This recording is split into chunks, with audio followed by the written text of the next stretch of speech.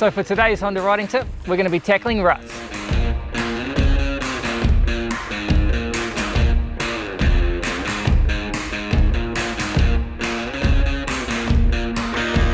Riding a rut well is pretty much one of the holy grails of motocross, trail riding included. There's a lot of technique that comes into being able to do a rut well, but I want to make it easy for you. The first thing that you need to be able to master is using this finger on your front brake, especially on these modern bikes with the good brakes. Of course on an older one then you might need two, but you need to be able to use front brake. But you don't need a lot of it. And the thing is that you want to be able to use your front brake until at least halfway through the corner if necessary. That little bit of extra friction on the front wheel just helps it stick in the rut. Another big bonus of being able to use your front brake into a rut is that if you don't lean too much, it doesn't mean that you need to get tougher and just lean further. It means that you just have to use your front brake deeper through the corner. The more front brake you're using, the more it slows you down to match the actual lean that you've got.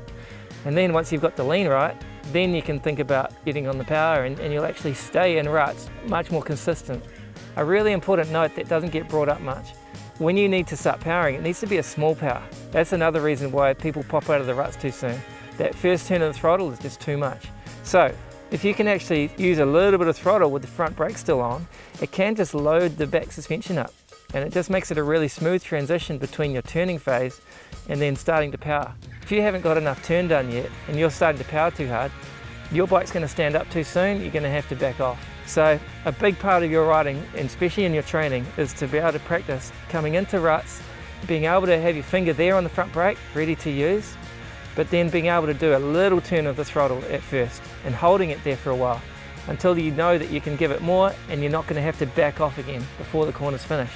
That leads into the separating out of the braking phase and the powering phase, and realizing that there's that cornering phase. You know, there's that part of the track where you need to just get turn done. You can't be braking hard, you can't be powering hard, you just want to be getting the turn over with. And that all comes through leaning the bike as far as you can. So you want to be able to embrace the lean, the fact that you can get it tipped over quite far. Anyone who knows a little bit about riding ruts is going to tell you that you need to be looking ahead. One thing I really focus hard on is not dropping my chin when I'm getting to that intense part of the corner. As long as I'm keeping my chin up, even if my eyes are looking down, I've still got that peripheral vision above where my eyes are focused on. And that tells you where the rest of the rut is. It helps you to stay in there 10 times better than if you were to drop your chin and you lose that peripheral vision from your helmet visor. If you're really struggling with a rut, try standing up through the first half of it. If you need to, you could stand up through the whole thing.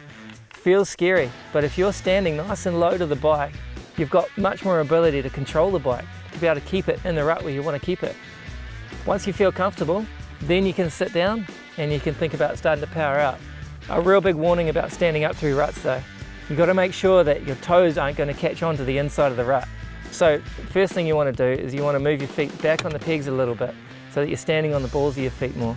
That foot that's closest to the ground, I actually just lift it straight up off the peg sometimes if I'm standing up through the rut. You don't have to put your leg out in front of you all the time. One of the beauties of the modern four-stroke is that you can ride through a whole corner in third gear if you have to, without any risk of it going to stall. If you can be in that high gear, then when you do want to turn the throttle, it means that it's not so sudden and snappy.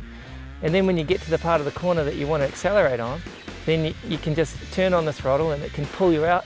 And of course, if you need a little bit of extra power, then you can always just slip that clutch a little bit. But through the rut, I try to not have my finger on the clutch. That means that I'm not going to be tempted to use the back brake as much. And it means that I'm just going to really focus on my front brake and on my throttle control. The last real technique with riding ruts that I want to touch on today is about your inside leg. Ideally, you're going to be leaning over quite far.